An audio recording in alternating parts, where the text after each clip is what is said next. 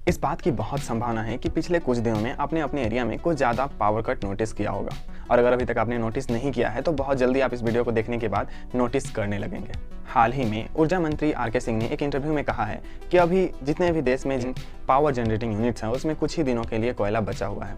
और ये सिर्फ भारत की बात नहीं है, विश्व के कई सारे देश अभी कोयल क्राइसिस फेस कर रहे हैं। इस समस्या की शुरुआत चीन से हुई और यूरोप, दक्षिण अमेरिका जैसे कई सारे देश अभी इस समस्या को फेस कर रहे हैं। चीन में तो पहली बार 18 महीनों में प्रोडक्शन इतना नीचे गया है क्योंकि फैक्ट्री चलाने के लिए जो कोयला चाहिए वह है ही नहीं। ब्रिटेन में तो आर्मी तक बुलानी पड़ी क्योंकि जहाँ भी ये सारी चीज़ें मिलती हैं वहाँ लंबे लंबे लाइन्स लगने लगे, बहुत ज़्यादा भीड़ होने लगा और उसे कंट्रोल करने के लिए आर्मी तक बुलानी पड़ी।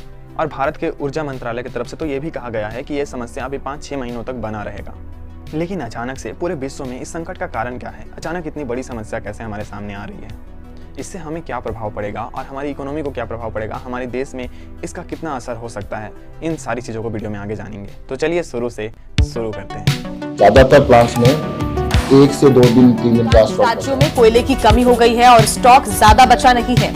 अगर ये समस्या जल्द खत्म नहीं हुई तो आने वाले दिनों में भारी बिजली के कारण बिजली की किल्लत नहीं होगी, ये केंद्र सरकार कह रही है। India is facing a severe coal shortage. The coal stocks at its thermal power plants can supply just days of fuel. Bharat चीन के बाद दुनिया का दूसरा सबसे बड़ा कोयला उत्पादक देश है और इसके साथ ही भारत के पास दुनिया का 5वां सबसे बड़ा कोयला भंडार है। इसके बावजूद हम आज भी अपने डोमेस्टिक यूज में जितना भी कोयला यूज होता है उसका 25% हमें इंपोर्ट करना पड़ता है। अच्छा, जो वीडियो के शुरू में मैंने आपसे कहा था पावर कट की बात, वो इसलिए क्योंकि भारत में आज भी हम 55% बिजली का उत्पादन कोयला से करते हैं। इसके साथ ही कोयला इंपोर्ट करने में हमारा 1.5 लाख करोड़ विदेशी मुद्रा खर्च होता है। सबसे पहले हम बात करते हैं इस समस्या का कारण क्या है और इस समस्या अभी अचानक कैसे आई। कोरोना काल में जब लॉकडाउन लगा तो कोयला का डिमांड घटा और जब कोयला का डिमांड घटा तो बहुत सारे प्रोडक्शन यूनिट को बंद कर दिया गया। लेकिन अब जब सब कुछ सामान्य हो रहा है तो फिर से डिमांड बढ़ रही है, लेकिन प्रोडक्शन फिर से अचानक से स्टार्ट करने में समस्याएं हो रही है, जिसकी वजह से सप्लाई और डिमांड मैच नहीं कर रहे हैं और प्राइस बढ़ रही है।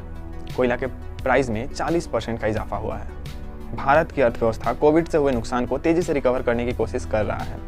मैन्युफैक्चरिंग कोविड से पहले जितना होता था उससे कई ज़्यादा हो रहा है। इसके लिए हमें और बिजली चाहिए, और संसाधन चाहिए, और कोयला चाहिए। हमारा बिजली का डोमेस्टिक यूज़ भी बढ़ा है।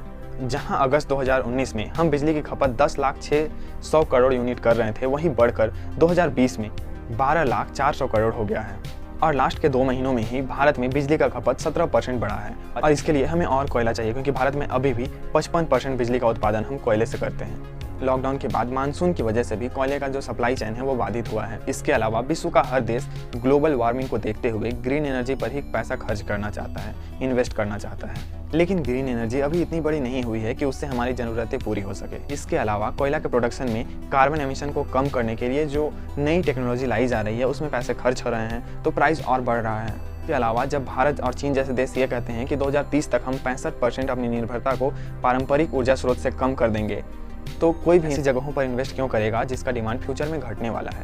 इसके अलावा जो हमारे पास पारंपरिक ऊर्जा स्रोत थे जैसे कि कोयला, उन सब में लोगों ने निवेश कम कर दिया है एज कम्पेयर कि जितना हम अभी पारंपरिक ऊर्जा स्रोत पर डिपेंडेंट हैं। ये तो हो गया कारण कि ऐसी स्थितियाँ कैसे बनी। अब इसके प्रभाव की बात कर लेते हैं। यूरोप के लोग जिन्होंने अपने पूरे जीवन काल में कभी बिजली जाते हुए नहीं देखा था, वहाँ भी बिजली कटने लगी है। क्योंकि विश्व में इसका प्रभाव पड़ रहा है तो भारत की इकोनॉमी में, हमारे जीवन में भी इसका प्रभाव पड़ेगा।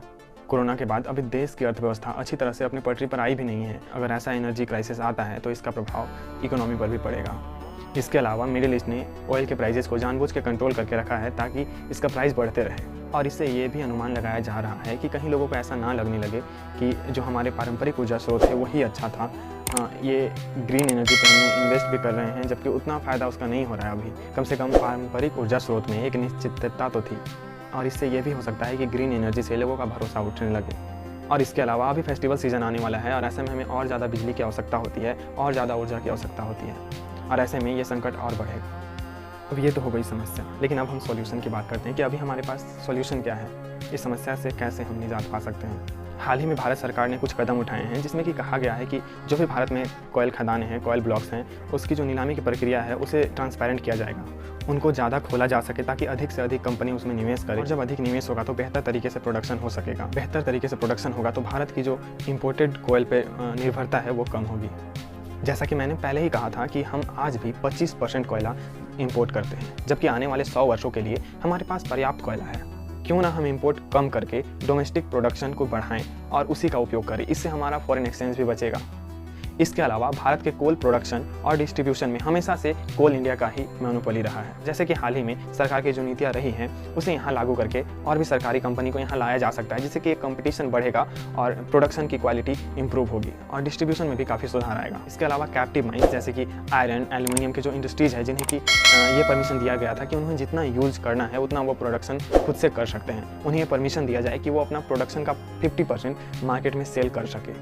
इसके अलावा हमें रिन्यूएबल एनर्जी पर भी थोड़ा एग्रेसिव होकर इन्वेस्ट करना पड़ेगा और कॉस्ट कटिंग करना होगा। और जब तक ये नहीं होता है तब तक हमारे जो पारंपरिक ऊर्जा स्रोत हैं वहाँ इनोवेशन करके कार्बन एमिशन को कम किया जाए, क्योंकि ये कार्बन एमिशन ही एक वजह है जिसकी वजह से इसे एक बुरी चीज़ मानते हैं, कोल को बुरी चीज़ मानते हैं। अगर इनोवेशन करके हम कार्बन एमिशन को कम कर सकते हैं तो ये एक बहुत अच्छा विकल्प हो सकता है कि ऐसा करने से कोल प्रोडक्शन को थोड़ी एक्सेप्टेंस भी मिलेगी। इसके अलावा सबसे ज़रूरी है जागरूकता लाने की, ताकि लोग इसे सोच समझ कर उपयोग करें, जितना ज़रूरी हो उतना उपयोग करें, ताकि लोगों को समझना होगा कि ये एक संसाधन है और ये एक दिन ख़त्म हो जाएगा। आई होप ये वीडियो आपको पसंद आया होगा। इसके बारे में आप क्या सोचते हैं आप नीचे कमेंट में लिख सकते हैं। साथ ही वीडियो को लाइक कीजिए, शेयर कीजिए और चैनल को सब्सक्राइब कीजिए। धन्यवाद।